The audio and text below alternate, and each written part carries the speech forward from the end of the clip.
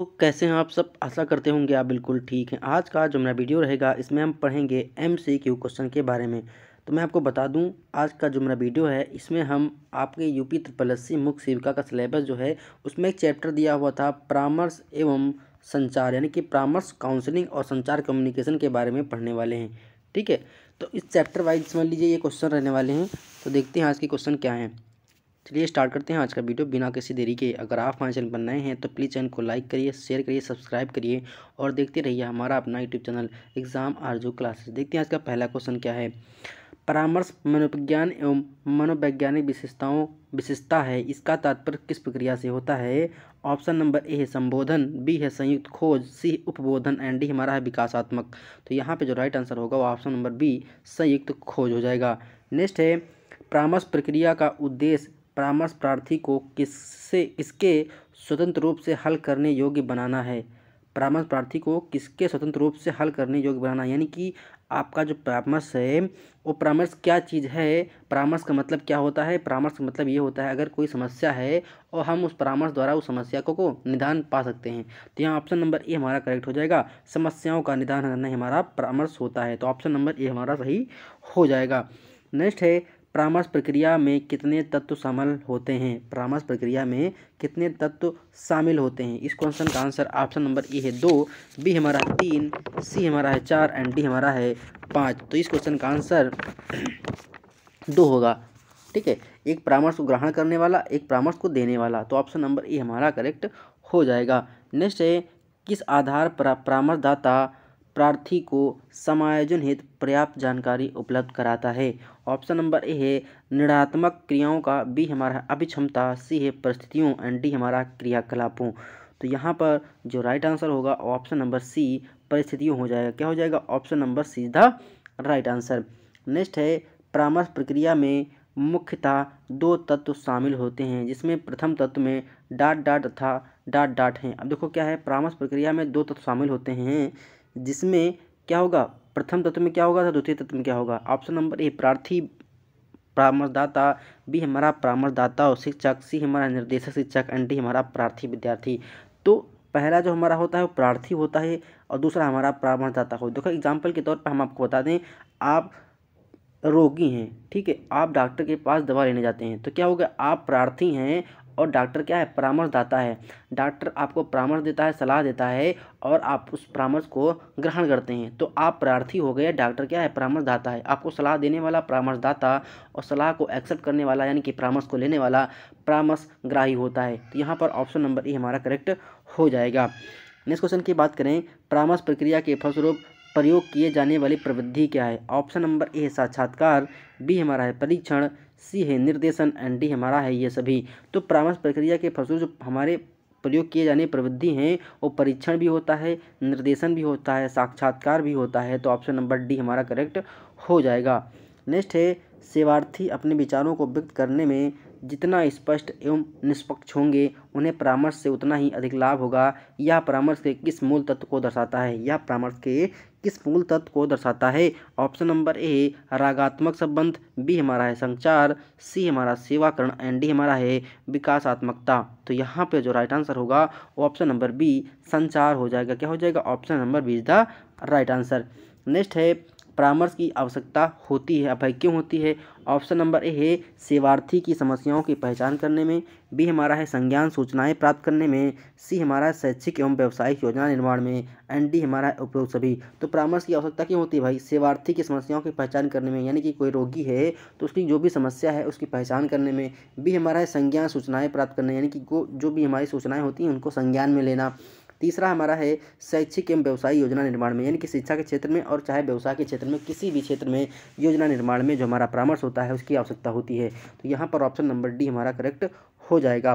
Next है परामर्श सेवार्थी के संबंध में विभिन्न प्रकार की सूचनाएं किस प्रकार प्राप्त की जाती हैं। किस प्रकार प्राप्त की जाती हैं। ऑप्शन नंबर ए है बुद्धि परीक्षण से, बी हमारा परामर्श अनुप्रयोग से, सी हमारा कौशल अभिपरीक्षण से एंड डी हमारा मापन प्रविधियों से। तो यहाँ पे जो राइट आंसर होगा ऑप्शन नंबर डी मापन प्रविधियों से हो जाएगा। Option number D is the right answer.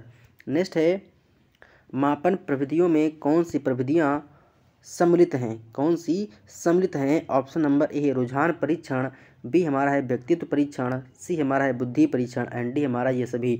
तो मापन विधियों में हमारी ये सारी विधियाँ शामिल होती हैं, व्यक्तित्व परीक्षण, रुझान परीक्षण, बुद्धि परीक्षण। तो ऑप्शन नंबर डी हमारा सही हो जाएगा। नेक्स्ट है सेवार्थी के संबंध में सूचना प्राप्त करने के लिए उसके जीवन में संबंधित सभी सार्थक घटनाओं को कहा जाता है, उसे क्या बोलते हैं? ऑप्शन नंबर ए विश्लेषण, बी हमारा समायोजन, सी है परीक्षण एंड डी हमारा शोध। तो यहाँ पे जो राइट आंसर होगा ऑप्शन नंबर ए विश्लेषण हो जाएगा। क्या हो जाएगा? विश्लेषण हो जाएगा। Option number A is the right answer. Next है परामर्श की किस प्रविधि में सेवार्थी के व्यक्तिगत, पारिवारिक, शैक्षिक इत्यादि पहलुओं से संबंधित अनेक प्रश्नों की सूची तैयार की जाती है? कौन सी तैयार की जाती है? ऑप्शन नंबर ए है साक्षात्कार प्रविधि, बी हमारा है प्रश्नावली प्रविधि, सी हमारा परामर्श प्रविधि एंड डी हमारा है निबंधात्मक प्रविधि। तो यहाँ पर प्रश्नों से संबंधित कहीं की है तो यहाँ पर प्रश्नावली प्रविधि होगी। तो option number B is the right answer.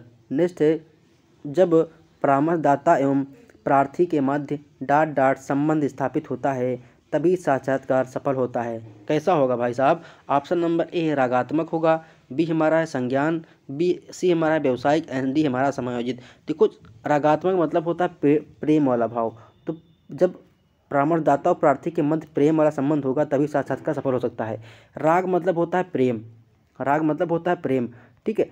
तो जब परामर्शदाता और परामर्शगाही दोनों के बीच अच्छा प्रेम से संबंधित होकर बातचीत करेंगे, प्यार से बात करेंगे, तभी ही क्या होगा? साक्षात्कार यानी कि इंटरव्यू सफल होगा। अगर वो उनके बीच में लड़ाई झगड़ा होगा, द्वेष होगा तो साक्षात्कार सफल नहीं हो सकता। इसलिए रागात्मक यानी कि प्रेम भाव से जो साक्षात्कार होगा वही सफल होगा। तो यहाँ पर ऑप्शन नंबर ए हमारा करेक्ट हो जाएगा। जिन लोगों को PDF चाहिए तो वीडियो के डिस्क्रिप्शन बॉक्स में टेलीग्राम चैनल का लिंक है, आप उस पर क्लिक करके हमारे टेलीग्राम चैनल जुड़ जाइएगा और वहाँ पर आपको PDF मिल जाएगी। PDF को आप डाउनलोड करके प्रिंट आउट करके भी पढ़ सकते हैं।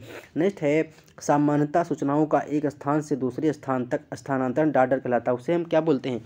उसे हम क्या बोलते हैं? ऑप्शन नंबर ए संचार, बी है बातचीत, सी है शिक्षण एंड डी हमारा समायोजन। तो सूचनाओं का स्थानांतरण क्या होता है? कम्युनिकेशन कहलाता है। जैसे आज क्या है, एक स्थान से दूसरे स्थान से आप बातों को, पत्रों को क्या करते हैं? भेजते हैं। तो यह संचार के माध्यम में मोबाइल हो गया, डाक हो गया, ये सब सारे क्या इंटरनेट होगा, ये संचार के साधन हैं। तो क्या होता है, एक जगह से दूसरे जगह को क्या होते हैं? सूचनाओं को ट्रांसफ़र करते हैं। चाहे आप बात करते हैं मोबाइल से, क्या करते हैं? यहाँ लखनऊ की या बनारस की या प्रयागराज की सूचना आप दूसरे देश या दूसरे स्टेट को भेज सकते हैं। तो क्या है, यह कम्युनिकेशन का साधन होता है। मोबाइल, इंटरनेट हो गया, ठीक है, डाक हो गया, ये सब सारे कम्युनिकेशन के साधन होते हैं। तो यहाँ पर जो राइट आंसर होगा सूचनाओं का स्थानांतरण, यानी कि जो हमारी सूचनाएं हैं उनका स्थानांतरण हो रहा है तो कौन सा साधन करते हैं? ये हमारे संचार के साधन करते हैं। तो ऑप्शन नंबर ए हमारा करेक्ट हो जाएगा। चीज़ों को आप रिलेट करिए, दिखना आप ऑटोमेटिक उस क्वेश्चन का आंसर आप जरूर सही कर ले जाएंगे। संचार की प्रमुख विशेषताएं क्या होती हैं? संचार की प्रमुख विशेषताएं क्या होती हैं? ऑप्शन नंबर है सूचना की स्पष्टता एवं शुद्धता, बी हमारा है संदेश की विश्वसनीयता व एक रूपता, सी हमारा है समुचित प्रतिक्रिया एवं प्रतिपुष्टि एंड डी हमारा उपरोक्त सभी। तो सूचना, देखो संचार की प्रमुख विशेषताएं क्या होती हैं? सूचना की स्पष्टता एवं अशुद्धता होनी चाहिए, यानी कि कोई सूचना अगर हमें मिल रही है तो वो स्पष्ट होनी चाहिए और शुद्ध होनी चाहिए, फेक नहीं होनी चाहिए। जैसे क्या था, जो हमारी अभी न्यूज़पेपर वायरल कटिंग हो रही थी, उसका सच पता नहीं क्या है, न्यूज़पेपर कटिंग है क्या है, किसी ने एडिट किया है मुझे नहीं पता, लेकिन हमने अभी तक उस न्यूज़पेपर को कहीं न्यूज़पेपर के अंदर नहीं देखा। कटिंग देखा ये बात अलग है। ऐसे क्या होती है, सूचनाएं जो होती हैं वो स्पष्ट होनी चाहिए। बी हमारा संदेश की विश्वसनीयता एवं एकरूपता, यानी कि कोई हमें संदेश भेज रहा है उस पर हमारा क्या होना चाहिए? कॉन्फिडेंट होना चाहिए, उस पर हमको ट्रस्ट होना चाहिए, ये भी बात होती है। नेक्स्ट हमारा है समुचित प्रक्रिया एवं प्रतिपुष्टि। समुचित प्रक्रिया यानी कि किस प्रोसेस से हो रही है, और प्रतिपुष्टि मतलब होता है फीडबैक। फीडबैक को हिंदी में क्या बोलते हैं? प्रतिपुष्टि बोलते हैं। फीडबैक को हिंदी में प्रतिपुष्टि बोलते हैं। तो हमारा फीडबैक भी सही होना चाहिए। तो यहाँ ऑप्शन नंबर डी हमारा सही हो जाएगा। देखो कुछ वर्ड होते हैं तो हिंदी में आपको शायद ना पता हो, जो प्रतिपुष्टि होती है इसे फीडबैक को हम हिंदी में प्रतिपुष्टि बोलते हैं। फीडबैक तो आप जानते होंगे लेकिन हिंदी में शायद प्रतिपुष्टि नहीं जानते होंगे, तो इसको आप आज से याद कर लीजिएगा। नेक्स्ट है डॉट डॉट तथा डॉट डॉट के मध्य पूर्ण रूप से सफल संचार की प्रक्रिया को प्रभावी संचार प्रक्रिया माना जाता है। ऑप्शन नंबर ए प्रार्थी तथा निर्देशक, बी हमारा प्रेषक तथा प्रापक, सी हमारा है माध्यम तथा प्रेषक एंड डी हमारा है प्रापक तथा माध्यम। तो यहाँ पर डॉट डॉट तथा मध्य पूर्ण रूप से सफल संचार की प्रक्रिया प्रभावी संचार प्रक्रिया तब मानी जाती है जब प्रेषक तथा प्रापक के बीच में सही से अच्छा संचार और सफल होना चाहिए। तो ऑप्शन नंबर बी हमारा सही हो जाएगा। नेक्स्ट है प्रभावी संचार की प्रक्रिया में सम्मिलित कारक हैं, कौन कौन से शामिल होते हैं। प्रभावी यानी कि गुड कम्युनिकेशन यानी कि इफेक्टिव कम्युनिकेशन प्रक्रिया में सम्मिलित प्रमुख कारक क्या हैं। ऑप्शन नंबर ए संदेश, बी हमारा है अंतर्वस्तु, सी हमारा है प्रतिपुष्टि एंड डी हमारा है प्रेषक, चार हमारा प्रेषक। तो देखो प्रभावी संचार में संदेश होगा, अंतर्वस्तु यानी कि उसका चिंतन होगा, प्रतिपुष्टि यानी कि फीडबैक होगा, प्रेषक यानी सूचना जो भेज रहा है। ये सारे प्रभावी संचार यानी कि इफेक्टिव कम्युनिकेशन के अंग होते हैं। ठीक, एक साइकिल होती है, वहाँ पर संदेश होता है, फीडबैक होता है, अंतर्वस्तु होती है और प्रेषक होता है। ये सारी एक साइकिल के रूप में चलती हैं। तो यहाँ पर जो राइट आंसर होगा ऑप्शन नंबर डी, ये हमारे सभी एक इफेक्टिव प्रक्रिया इफेक्टिव संचार के क्या होते हैं, ये अंग होते हैं, कारक होते हैं। इनको आप अच्छे से नोट डाउन कर लीजिएगा। नेक्स्ट है संदेश के अंतर्वस्तु में निहित है, क्या निहित है। Option number A data, B हमारा आवाज़, सी हमारा है रिपोर्ट एंड डी हमारा ये सभी। तो कोई भी संदेश होता है उसका डाटा होता है, उसमें कोई आवाज़ होती है, उसमें कोई रिपोर्ट होती है। आवाज़ हो या ना हो कहने मतलब उसका कोई ना कोई मोटो जरूर रहता है, उसकी रिपोर्ट होती है। तो ऑप्शन नंबर डी हमारा सही हो जाएगा। कोई भी संदेश होगा उसके अंतर्निहित मतलब उसकी क्या निहित है उसमें भाई उसका डाटा होगा। कोई भी संदेश आता है उसका डाटा होगा, उसमें आवाज़ कहने मतलब उसका कोई ना कोई मोटो जरूर होगा। ठीक है, रिपोर्ट होगी और ऑप्शन नंबर डी हमारा सही हो जाएगा। नेक्स्ट है प्रभावी संचार का माध्यम नहीं है। क्वेश्चन को पूरा पढ़ना है, जल्दबाजी बिल्कुल भी नहीं करनी। आपके एग्ज़ाम में 100 क्वेश्चन आएंगे और आपके पास 120 मिनट यानी कि 2 घंटे का समय रहेगा। ये समय बहुत होता है। अगर क्वेश्चन आपको आते हैं तो 100 क्वेश्चन आप महज 40 मिनट में कर ले जाएंगे। अगर क्वेश्चन आपको नहीं आता तो आपके लिए 2 घंटे भी क्या है, कम है। इसीलिए आराम से इत्मीनान से करिएगा, कोई जल्दबाजी या करने की ज़रूरत नहीं है। इसलिए आराम से करिएगा, कोई दिक्कत नहीं है, कोई इशू नहीं है, आराम से करिएगा क्वेश्चन को। ठीक है, जल्दबाजी बिल्कुल भी नहीं करिएगा। यहाँ पूछा गया है प्रभावी संचार का माध्यम नहीं है, तो टेलीफोन है, पत्र है, मोबाइल है, प्रतिपुष्टि है। भाई मैंने बता दिया, देखो एक वर्ड आप बार बार घूम घूम के आ रहा है। प्रतिपुष्टि जो होता है वे फीडबैक होता है। बाकी प्रभावी संचार क्या होता है, टेलीफोन होता है, पत्र होता है, मोबाइल होता है, डाक सेवा होती है। ये सब हमारे कम्युनिकेशन के साधन होते हैं। लेकिन जो प्रतिपुष्टि है इसे हिंदी में प्रतिपुष्टि और इंग्लिश में फीडबैक कहते हैं। बार बार ये घूम घूम के आ रहा है, तो इसको आप नोट डाउन कर लीजिए, अच्छे से पढ़ लीजिए कि फीडबैक जो होगा ये हमारा प्रभावी संचार का माध्यम नहीं होता है। बाकी पत्र होता है, टेलीफोन होता है, मोबाइल होता है, इंटरनेट होता है, डाक होता है, ये सारे होते हैं, लेकिन हमारा प्रतिपुष्ट नहीं होता। इसको आप याद कर लीजिएगा। नेक्स्ट है संप्रेषण प्रक्रिया में प्रेषक लिखित मौखिक माध्यम द्वारा सूचनाएं भेजता है, इसे डॉट डॉट कहते हैं। उसे हम क्या कहते हैं। ऑप्शन नंबर ए आंकड़े, बी हमारा है रिकॉर्ड, सी हमारा है कूटकरण एंड डी हमारा है प्रापक। संप्रेषण प्रक्रिया में प्रेषक लिखित मौखिक माध्यम द्वारा सूचनाएं भेजता है, जिसे हम क्या बोलते हैं प्रक्रिया में प्रेषक लिखित मौखिक सूचना भेजते हैं, इसे हम क्या कहते हैं। उससे हम क्या बोलते हैं, आंकड़े हो नहीं सकता, रिकॉर्ड भी हो सकता, प्रापक नहीं होता। देखो इस क्वेश्चन का आंसर बाय डिफ़ॉल्ट कूटकरण होगा, क्योंकि बुक में भी ऐसा दिया हुआ था। तो इस क्वेश्चन का आंसर आप रख लीजिए, क्योंकि ये क्वेश्चन कुछ हमको डाउटफुल लग रहा है। कोई नहीं, इसका रख लीजिए, कूटकरण होगा। ठीक है, नेक्स्ट हमारा है प्रभावी संचार के तत्व हैं। प्रभावी संचार के तत्व क्या होते हैं। अच्छा, इफेक्टिव कम्युनिकेशन क्या होता है। अगर हम किसी से बातचीत कर रहे हैं तो क्या होनी चाहिए, हम अगर बात कर रहे हैं तो सामने वाली को हमारी बात क्या होनी चाहिए, पसंद आनी चाहिए, हमारी लैंग्वेज पसंद आनी चाहिए। ठीक है, वहाँ पर कोई इंटरफेरेंस नहीं होनी चाहिए, कोई भी बैरियर नहीं होना चाहिए। ये सारे क्या होते हैं, गुड कम्युनिकेशन के संचार के माध्यम होते हैं, तत्व होते हैं। तो प्रभावी संचार के तत्व क्या हैं, स्पष्टता होनी चाहिए, यानी कि अगर कोई बात रख रहे हैं, किसी से बात कर रहे हैं तो हमारी बात में स्पष्टता होनी चाहिए। दूसरा, एक रूपता होनी चाहिए और सततता होनी चाहिए, यानी कि कंटिन्यूटी होनी चाहिए, ब्रेक नहीं होना चाहिए। जो भी बात हम कह रहे हैं कंटिन्यूस करते रहें, उसमें कोई भी ब्रेक डाउन ना होने पाए। तो ये ऑप्शन नंबर डी हो जाएगा। ये प्रभावी संचार के सभी तत्व होते हैं। कुछ हिंदी वर्ड होते हैं जो आप शायद पहली बार सुने होंगे, इसलिए हम आपसे कहते हैं जो हिंदी वर्ड होते हैं उनकी मीनिंग अगर थोड़ा बहुत आपको पता है तो आप क्वेश्चन कर ले जाएंगे। इतना टफ क्वेश्चन नहीं आएगा, इतना टफ लेवल नहीं रहेगा। इस मुख्य सेवका का जो एग्ज़ाम होगा, सबसे टफ जो पोर्शन रहने वाला है वो रहेगा सोशोलॉजी का। सोशोलॉजी का जो पोर्शन है ये थोड़ा कठिन है, क्योंकि बहुत कम रेयर केस में, कभी पहली बात तो जो कंपटीशन एग्जाम में कभी भी सोशोलॉजी नहीं पूछी जाती है। ठीक है। इसलिए बहुत लोगों ने कभी भी सोशियोलॉजी नहीं पढ़ा है, उनके लिए तो बिल्कुल अननोन सब्जेक्ट होता है, बहुत कठिन लगता है। इसलिए हम आपसे कहते हैं जो आपका सोशियोलॉजी वाला पोर्शन है उसको बहुत अच्छे से बहुत स्ट्रांग होकर पढ़िए, बार बार रिवीजन करते रहिए। अगर इसमें कोई सिद्धांत है, कोई प्रतिपादन है तो प्लीज़ उसको नोट डाउन कर लीजिए, अच्छे से बारी बारी से पढ़ते रहिए, क्योंकि एग्जाम की दृष्टि से बहुत ही महत्वपूर्ण चैप्टर है। कोई भी पोर्शन आप छोड़ नहीं सकते हैं, चाहे मेडिकल वाला हो चाहे सोशियोलॉजी वाला हो, कोई भी चैप्टर आप छोड़ नहीं सकते, स्किप नहीं कर सकते हैं। इसलिए आपको क्या करना है, आपको डेली सिर्फ रिवीजन करना है और एग्जाम डेट की कोई भी टेंशन नहीं लेनी है। ठीक है, जब भी एग्जाम आएगा अपना बेस्ट देना है, आपका जो आउटपुट रहेगा, इनपुट रहेगा वो 100% रहे। ठीक है। नेक्स्ट है मानव संचार को प्रतीकात्मक क्रिया द्वारा अर्थों के कार्य व्यवहार की सर्पिल या कुंडलीदार प्रक्रिया के रूप में परिभाषित तथा प्राप्त करने से जुड़े सभी तत्व शामिल हैं। यह कथन किसका है, यानी कि यह कथन किसने दिया था, तो यह कथन किसने दिया था,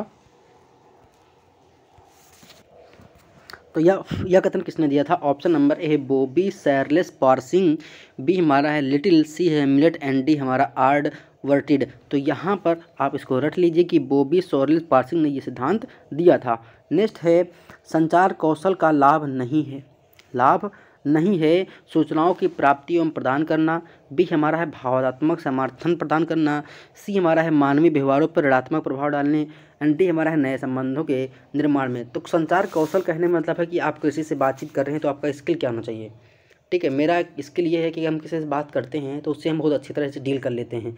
अगर मान लो हम आपको एग्जाम्पल के तौर बता रहे हैं, अगर कोई दुकानदार होता है, कोई सेलर होता है, तो अपनी किसी वस्तु को अगर बेचता है तो उसका जो बात करने का तरीका होता है, कौशल होता है, स्किल होता है, बहुत स्ट्रांग होता है। आपको घुमा करके वो सामान देने की कोशिश करेगा और उसकी बातों में आकर आप ले लेंगे। तो क्या है उसके अंदर एक कौशल है, उसको क्या है उसके अंदर एक कौशल है, स्किल है, आपको क्या करना है, ट्रैप करने की। तो ये चीज़ें होती हैं। किसी का कौशल इतना होता है, अच्छा बातचीत करने का तरीका अच्छा होता है कि आप उसके झांसे में आ जाएंगे, उसकी बातों में आ जाएंगे। तो क्या है उसकी एक प्रकार की स्किल होती है। तो नहीं ये पूछा है, देखो सूचनाओं की प्राप्ति में प्रदान करना ये होता है, भावनात्मक समर्थन प्रदान करना ये फीलिंग वाला है, मतलब ये भी होता है, लेकिन मानवीय व्यवहार पर ऋणात्मक प्रभाव नहीं डालना ये नहीं होगा, नए संबंधों के निर्माण। तो ऑप्शन नंबर यहाँ पर नहीं पूछा है, तो ऑप्शन नंबर सी हमारा सही हो जाएगा। नेक्स्ट है प्रभावी संप्रेषण का प्रकार है, क्या है। ऑप्शन नंबर ए मौखिक संप्रेषण, बी हमारा लिखित संप्रेषण, सी हमारा सांकेतिक संप्रेषण, एंड डी हमारा है ये सभी। तो प्रभावी संप्रेषण क्या होता है भाई, जो भी हमारा संप्रेषण मतलब होता है कम्युनिकेशन। ठीक है, संप्रेषण को इंग्लिश में कम्युनिकेशन कहते हैं। आप समझिए, देखो आप हिंदी में शायद आप नहीं जानते होंगे, लेकिन इंग्लिश में कम्युनिकेशन जानते हैं। प्रभावी कम्युनिकेशन क्या होता है, अगर किसी से आप प्रभावी कम्युनिकेशन कर रहे हैं तो उसके प्रभाव क्या होते हैं। कम्युनिकेशन के टाइप समझ लीजिए, अगर किसी से आप बातचीत कर रहे हैं, कम्युनिकेशन कर रहे हैं, तो वो लिखित हो सकता है, मौखिक हो सकता है, ठीक है, सांकेतिक हो सकता है। लिखित कैसे हो सकता है, जैसे आप किसी को पत्र लिख के भेजते हैं तो हमारा लिखित हो गया। मौखिक मतलब हम आपसे बात कर रहे हैं ना, तो ये हमारा मौखिक हो गया। सांकेतिक संप्रेषण ये होता है कि छोटा बच्चा होता है, नवजात बच्चा होता है, अगर उसको कोई खिलौना चाहिए होता तो वो क्या करता है, उस खिलौने की ओर अपना हाथ उठाता है और बोलता नहीं है, वो संकेत करता है कि हमको ऐसी चीज़ चाहिए। तो क्या वो सांकेतिक संप्रेषण होता है। तो क्या होती है, मम्मी उस संप्रेषण को जान जाती हैं। तो यहाँ पर ऑप्शन नंबर डी हमारा करेक्ट हो जाएगा। नेक्स्ट है मौखिक शब्दों द्वारा पारस्परिक संप्रेषण की सर्वश्रेष्ठ कला है। यह कथन किसका है, यानी कि यह स्टेटमेंट किसने दिया था। ऑप्शन नंबर है केप डेविस साहब ने, जे पॉल लिगन्स ने, सी हमारा लॉरेंस एप्ले ने, एंड डी हमारा है मिलेट। तो यहाँ पे जो राइट आंसर होगा, देखिए लॉरेंस से एप्पल साहब होगा। इनका जो स्टेटमेंट आपको नए नए लगते हैं, जो सिद्धांत आपको नए लगते हैं, आपने नाम नहीं सुना है, उसको हम आपसे शुरुआत से कहकर आ रहे हैं कि आप उसको एक पेज पर नोट डाउन कर लीजिए और बारी बारी से पढ़ते रहिए। रिवीजन इज द मस्ट, ठीक है, रिवीजन आप करते रहिए, एग्जाम की दृष्टि से बहुत महत्वपूर्ण होता है रिवीजन। नेक्स्ट हमारा है विभिन्न अनुसंधानों से यह स्पष्ट हुआ है कि प्रबंधक वर्ग का संप्रेषण में जितना समय व्यतीत होता है उसका डाटा मौखिक भाग भी संप्रेषण में बीतता है। कितना होता है, ऑप्शन नंबर है 25%, बी हमारा 50%, सी हमारा 75%, एंड डी हमारा है 50%। तो 50% भाग क्या होता है, संप्रेषण में व्यतीत करता है। इसको आप याद रखिएगा। अनुसंधान मतलब होता है रिसर्च, ठीक है। नेक्स्ट है निम्न में से क्या मौखिक संप्रेषण का साधन नहीं है। क्या मौखिक संप्रेषण का साधन नहीं है, मौखिक मतलब मुंह से बोलने वाला। ऑप्शन नंबर ए साक्षात्कार, बी हमारा संगठन अनुसूचियों, सी है भाषण, एंड डी हमारा है सम्मेलन। इस क्वेश्चन का आंसर आपको पता ही होगा। तो देखो मौखिक मतलब होता है मुंह से बातचीत करना। तो साक्षात्कार में क्या होता है, हम अगर आपका इंटरव्यू लेते हैं तो वहाँ क्या होता है, साक्षात्कार होता है, संगठन अनुसूचियाँ नहीं होती हैं, ठीक है। भाषण क्या होता है, अगर कोई नेता होता है भाषण देता है तो क्या करता है, वो मुंह से बोलता है, मौखिक देता है, तो ये भी हो जाएगा। सम्मेलन भी हो जाएगा। तो हमारा ये तीनों सही हो जाएंगे, लेकिन संगठन अनुसूचियाँ नहीं होंगी। तो ऑप्शन नंबर बी हमारा यहाँ पर सही हो जाएगा। क्या हो जाएगा? बी हमारा सही हो जाएगा। नेक्स्ट क्वेश्चन है, डाट डाट संचार लिखित रूप से होता है। जो हमारा संचार होता है वो लिखित रूप से कैसा होता है? ऑप्शन नंबर ए है अनौपचारिक, बी हमारा औपचारिक, सी हमारा संस्थागत एंड डी हमारा सांकेतिक। तो मैं बताऊं, संचार लिखित रूप से होता है, कैसा होता है? ये हमारा अनौपचारिक लिखित, देखो संचार लिखित रूप होता है, किसका होता है? ये अनौपचारिक होता है। क्या होता है? अनौपचारिक होता है, हमारा अनौपचारिक होता है। इसको आप याद रखिएगा। ऑप्शन नंबर इसका ए सही हो जाएगा। ठीक है। नेक्स्ट हमारा है लिखित संप्रेषण के साधन है। लिखित संप्रेषण के साधन क्या होते हैं? लिखित यानी कि जो हमारा रिटन कम्युनिकेशन होता है उसके क्या होते हैं? संगठन पुस्तिकाएं यानी पुस्तक पे लिखेंगे, समाचार पत्र ये भी लिखित में होता है, हैंडबुक्स यानी कि जो आपके हाथ में हैंडबुक्स होती हैं ये भी होता है। तो ये हमारे लिखित क्या होते हैं? ये लिखित के संप्रेषण के साधन होते हैं। तो यहाँ पर ऑप्शन नंबर डी हमारा करेक्ट हो जाएगा। ऐसे आप चीज़ों को याद रखिएगा, रिलेट करिएगा। नेक्स्ट है, निम्न में से कौन सा युग्म सुमेलित नहीं है? सुमेलित नहीं है, देखिएगा सांकेतिक संपर्क जो होता है नेक संपर्क होता है, ये बिल्कुल भी बात सही है। मौखिक संप्रेषण मतलब विचार विमर्श, ये भी सही होता है। लिखित संप्रेषण में वीडियो कॉन्फ्रेंसिंग नहीं होगी, वीडियो में लिखित नहीं होगा। भाई वीडियो अगर आपके सामने अगर कोई पेश कर रहा है तो वो क्या होगा? वो लिखित नहीं होगा। ठीक है, तो यहाँ पर नहीं पूछा है तो ऑप्शन नंबर सी हमारा सही हो जाएगा। बाकी ऊपर के क्या है? ये तो सही है लेकिन ये नहीं पूछा है, तो यहाँ पर ऑप्शन नंबर सी हमारा करेक्ट हो जाएगा। नेक्स्ट है, निम्नलिखित में से कौन से कथन सही हैं? मौखिक संप्रेषण की स्थायी प्रवृत्ति होती है। मौखिक संप्रेषण की स्थायी प्रवृत्ति, बिल्कुल बात सही है। सांकेतिक संप्रेषण को लिखित संप्रेषण के अंतर्गत रखा जाता है। सांकेतिक संप्रेषण को लिखित संप्रेषण के अंतर्गत रखा जाता है। सांकेतिक संप्रेषण को लिखित संप्रेषण के अंतर्गत रखा जाता है। लिखित संप्रेषण को विधिक मानता, विधिक कहाँ कोई मतलब नहीं है। सांकेतिक तो यहाँ पर देखो, सांकेतिक संप्रेषण को लिखित संप्रेषण के अंतर्गत रखा जाता है। देखो यहाँ पर पहला तो मेरा करेक्ट है लेकिन यहाँ पर कहीं भी ऑप्शन पहला नहीं दिया है, तो कुछ हद तक हमारा ये सही हो सकता है। ठीक है, क्योंकि सांकेतिक संप्रेषण जो है लिखित संप्रेषण के अंतर्गत रखा जा सकता है, तो यहाँ पर हमारा ऑप्शन नंबर सी ए व दो सही हो सकता है। लेकिन यहाँ पर ऑप्शन अगर ए होता केवल तो उसे हम ए सही करते, लेकिन यहाँ पर ए व दो इसमें मिक्स किया है तो ये हमारा सही हो जाएगा। तो option number C is the right answer. Next हमारा प्रभावी संचार की बाधाएं यानी कि बैरियर क्या होता है? जो हमारी प्रभावी संचार होता है, इफेक्टिव कम्युनिकेशन होता है, उसमें बैरियर क्या होता है? अर्थगत बाधा होती है, अंतर व्यक्तिगत बाधा होती है, पर्सनल वाली होती है, संरचनात्मक भी बाधा होती है। तो ऑप्शन नंबर डी हमारा करेक्ट हो जाएगा। ये तीनों बाधा होती हैं। नेक्स्ट क्वेश्चन की बात करें, संरचनात्मक बाधा की उत्पत्ति तब होती है। संरचनात्मक बाधा की उत्पत्ति तब होती है जब ऑप्शन नंबर ए है संचार एवं का वातावरण शोरगुल वाला हो, बी हमारा है सूचना प्रेषण का समय अनुपयुक्त हो, सी हमारा है अंतर वस्तु में भाषाई भिन्नता हो, एंड डी हमारा ए व बी। तो संरचनात्मक बाधा की उत्पत्ति क्या होती है? संचार का वातावरण शोरगुल वाला हो, जहाँ हमारा कम्युनिकेशन हो रहा है, बातचीत हो रहा है, वहाँ पर अगर बहुत ज़्यादा नॉइस है तो हमारी संरचनात्मक बाधा के अंतर्गत आती है। बी हमारा है सूचना प्रेषण का समय अनुपयुक्त हो, यानी कि जब भी हम कोई सूचना प्रेषित करते हैं तो वो हमारा जो समय हो वो अनसुइटेबल हो। तो ये भी बात सही है। अंतर वस्तु में भाषाई भिन्नता हो, अंतर वस्तु में भाषाई भिन्नता नहीं होती है। तो ऑप्शन नंबर डी हमारा सही हो जाएगा, ए व बी दोनों। नेक्स्ट है, संचार में बाधा उत्पन्न होने का कारण क्या है? संचार में बाधा उत्पन्न होने का कारण क्या है? ऑप्शन नंबर है प्रापक की अज्ञानता, यानी कि आप जिससे क्या कर रहे हैं, संचार के माध्यम से बात कर रहे हैं, वो उसके पास क्या है? अज्ञानता है, उसके पास ज्ञान की कमी है। नेक्स्ट हमारा एकाग्रता का अभाव, यानी कि कंटिन्यूटी, यानी एकाग्र मन होता है उसका अभाव होता है, ये भी सही है। जानकारी की जब कमी होगी तभी संचार में क्या होगी? बाधा होगी। तो option number D is the right answer. मैं आपको कभी कभी बता दूँ, जब मैं शुरुआत में पॉलिटी पढ़ना, मैं आपको अपना खुद का एक्सपीरियंस बता रहा हूँ। मैं जब कंपटीशन जोन में आया तो फ्रेंड जोन में ऐसा, फ्रेंड सर्किल में बात करते हैं लोग ना कि इस सब्जेक्ट में ऐसा होता है, इस सब्जेक्ट में ऐसा होता है। जब मैं कंपटीशन के इस क्षेत्र में आया, इस एरिया में आया, तो हम भाई लोग सब फ्रेंड सर्किल, देखो कम्युनिकेशन का हम अभाव बता रहे हैं, तो फ्रेंड सर्किल में सब लोग खड़े बात कर रहे थे, उसी में हम भी खड़े थे। तो वो आपस में बात कर रही थी, पॉलिटी में ये होता है, पॉलिटी में ये होता है। अच्छा, एक्चुअली में जब नया जब कंपटीशन के क्षेत्र में आया तो मुझे ये नहीं पता था कि पॉलिटी में होता क्या है। ठीक है, पॉलिटी में होता क्या है, तो मुझे ये नहीं पता था कि पॉलिटी में होता क्या है, क्योंकि भाई हमने नागरिक शास्त्र सिविक्स पढ़ा था, तो मुझे ये सब नहीं पता था पॉलिटी।